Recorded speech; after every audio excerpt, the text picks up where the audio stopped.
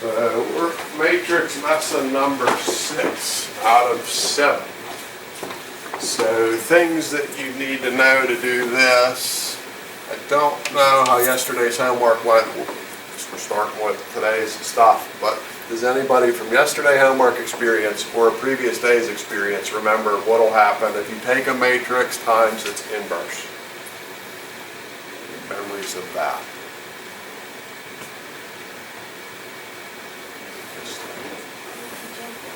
You're going to get a thing called the identity matrix. What do I mean by identity matrix? Ones on the main diagonal, zeros everywhere else. If I switch the order, I would still get the identity matrix. That's one of our ideas today. If we go identity matrix times anybody. Anybody have a memory of what's going to happen if you go identity matrix times anybody?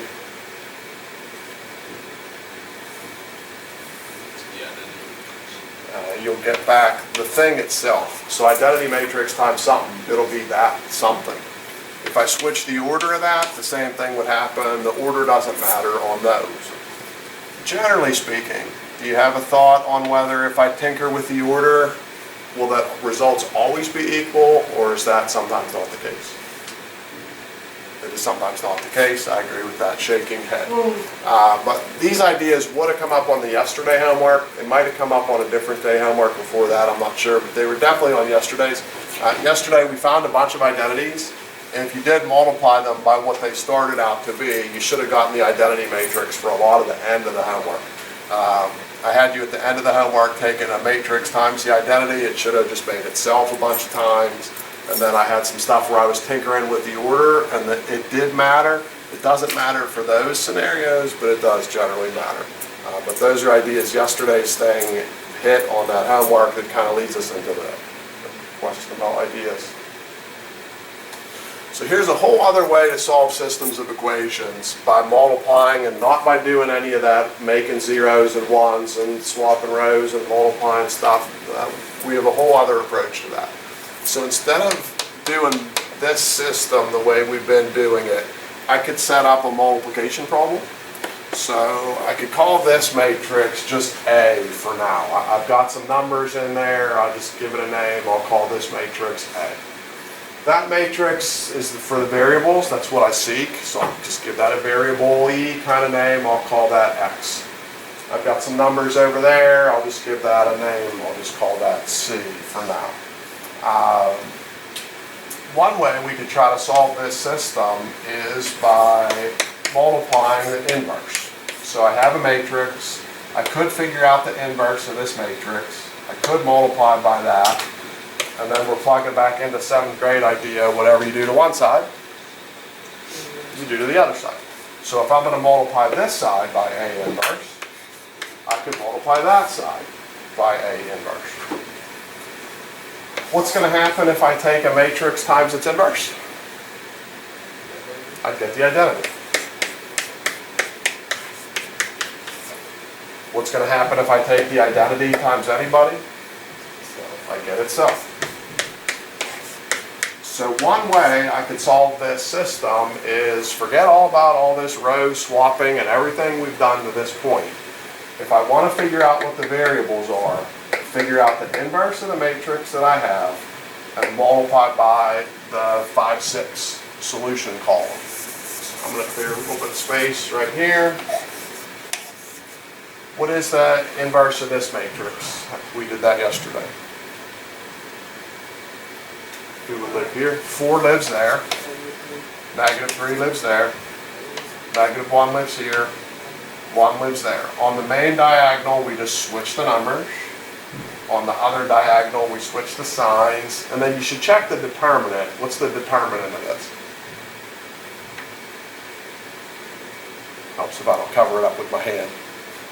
1. So that doesn't do anything for us. Figure out the inverse and multiply by this 5, 6 column. So multiply these gets you 20 minus 18 totals 2. This is -5 plus 6 is 1. What that's telling you is x is 2, y is 1.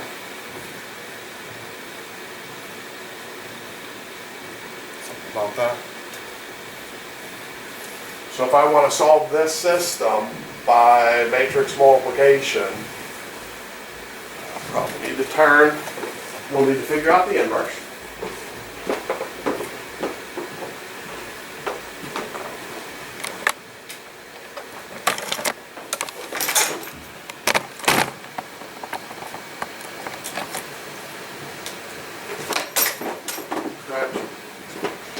So we'll figure out the inverse and then do a multiplication. So I wouldn't even write down the original matrix, doesn't matter, we just need the inverse. So who would be here if I do the inverse of that stuff?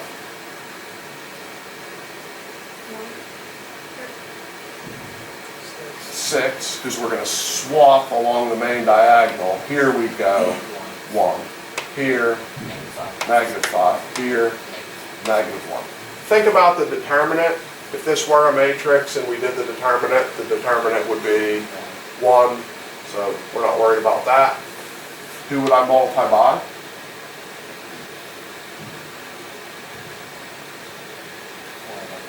The -4, -5 stuff. So what's that one going to do for us?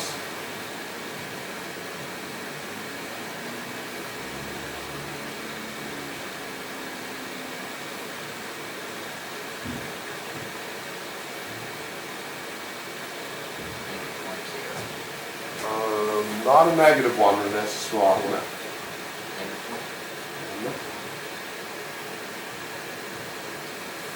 We're going to go row times column. So this pair, add those together.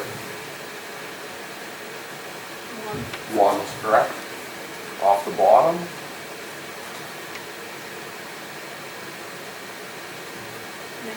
Agreed. And anytime in algebra, I should have done it over there probably, but anytime you want to check, you can plug it in. So 1 plus -5, yeah, that works.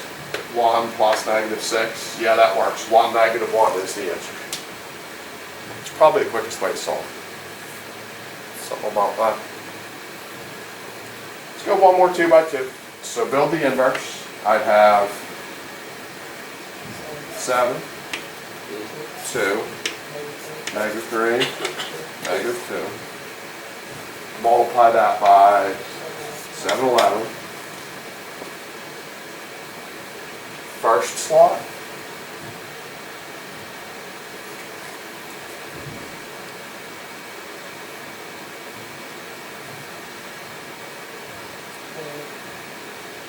This is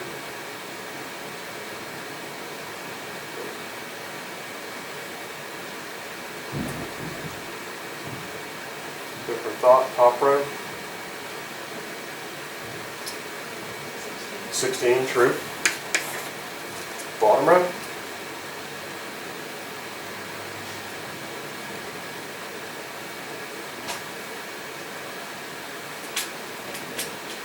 Close.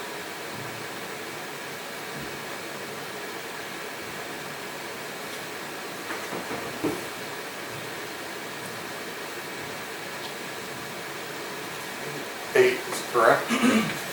I let us make a mistake because 2 times 16 plus 3 times 8 is definitely not 7. Anybody spot what mistake I let us make? Yeah, we didn't deal with the determinant. What is the determinant of the original matrix?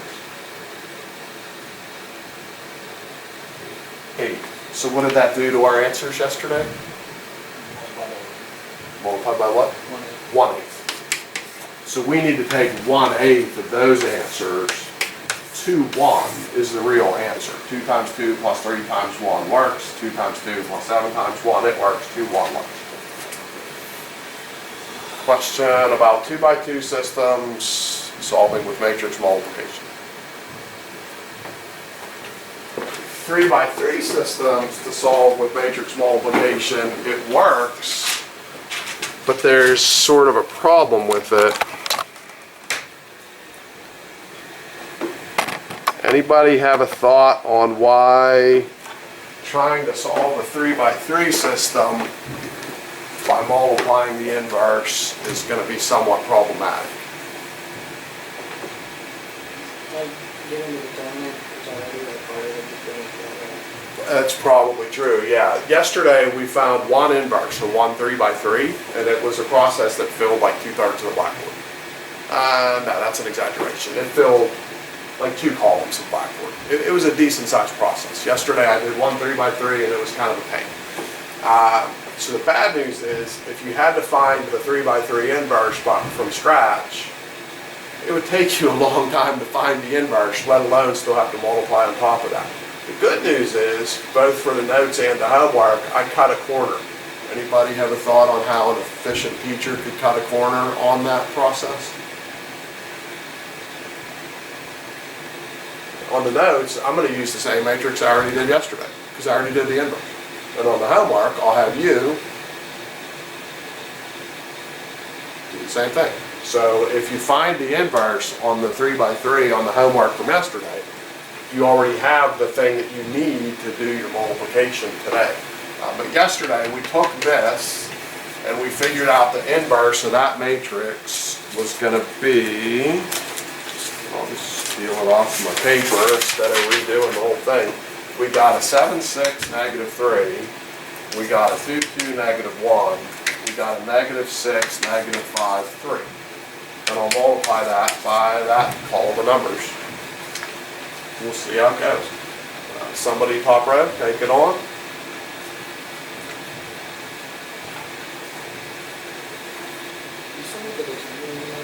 No, we don't need to do the determinant. The determinant only affected our 2x2.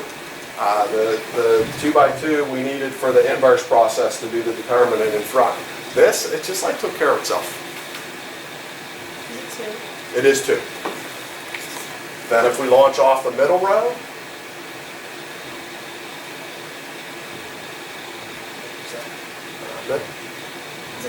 it is 1. And if we go off the bottom row, 0. If we wanted to, we could plug that into check, but that's going to work. 2, 1, 0, that's too convenient of an answer not to be right anyway. That was manufactured by a person like me that didn't like the little sequencing kind of answer. Question about find the inverse, multiply. It's a quick way to solve. Okay. So that's day 6 of 7, tomorrow day 7 of 7, and then we just try to work out some homework.